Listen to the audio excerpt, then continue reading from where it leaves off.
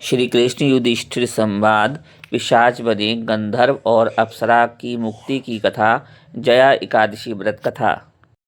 धर्मराज युधिष्ठिर बोले, हे भगवान, आप स्वेदज, अंडज, उद्भिज और जरायुज चारों प्रकार के जीवों को उत्पन्न, पालन तथा नाश करने वाले हैं।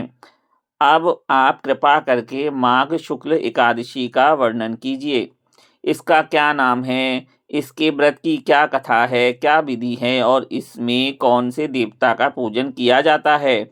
श्री कृष्ण कहने लगे कि हे राजन, इस एकादशी का नाम जया एकादशी है।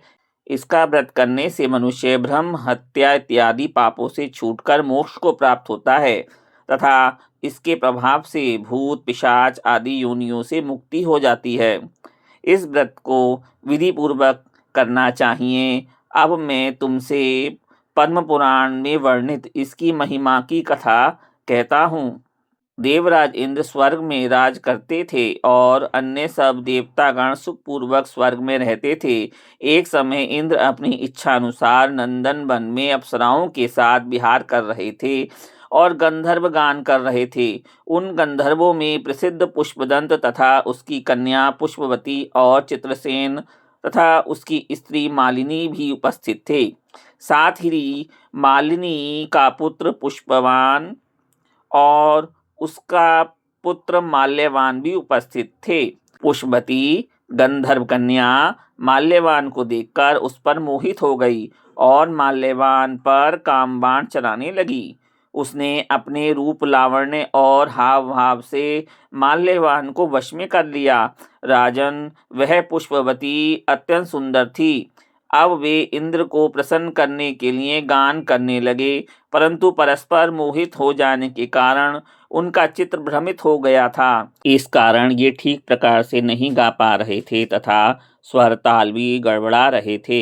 इंद्रदेव इसका कारण समझ गए और उन्होंने इसमें अपना अपमान समझा और उनको श्राप दे दिया। इंद्रदेव ने कहा, हे मूर्खों, तुमने मेरी आज्ञा का उल्लंघन किया है, इसलिए तुम्हें धिक्कार है। अब तुम दोनों स्त्री पुरुष के रूप में मृत्यु लोक में जाकर पिशाच रूप धारण करो और अपने कर्म का फल भोगो। इंद्र का ऐसा शाप सुनकर वे अत्यंत दुखी हुए और हिमालय पर्वत पर दुखपूर्वक अपना जीवन व्यतीत करने लगे। उन्हें गंध, रस तथा स्पर्श आदि का कुछ भी ज्ञान नहीं था। वहां उनको महान दुख मिल रहे थे। उन्हें एक क्षण के लिए भी निद्रा नहीं आती थी। उस जगह अत्यंत शीत था, इससे उनके रोंगटे खड़े रहते और मारे शीत के दांत बजते रहते। एक दिन पिशाच ने अपनी स्त्री से कहा कि पिछले जन्म में हमने ऐसे कौन से पाप किए थे जिससे हमको यह दुखदाई पिशाच योनि प्राप्त हुई है। इस पिशाच योनि से तो नरक के दुख सहना ही उत्तम है, अतः हमें अब किसी प्रकार का पाप नहीं करना चाहिए। इस प्रकार विचार करते हुए वे अपने दिन व्यतीत कर रहे थे। देवयोग से तभी माघ मास में शुक्ल पक्ष की जया नामक एकादशी आई। उस दिन उन्होंने कुछ भी भोजन नहीं किया और ना कोई पाप कर्म ही किया, केवल फल फूल खाकर ही दिन व्यतीत किया और सायंकाल के समय महान दुख से पीपल के वृक्ष के नीचे बैठ गए। उस समय सूर्य भगवान अस्त हो रहे थे। उस रात को अत्यंत ठंड थी, इस कारण वे दोनों शीत के मारे अति दुखित होकर मृतक के समान पड़े रहे।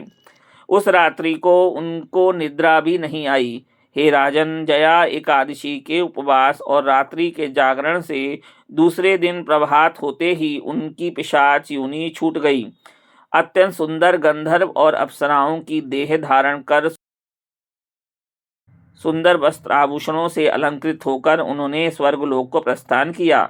उस समय आकाश में देवता उनकी स्तुति करते हुए पुष्प वर्षा करने लगे।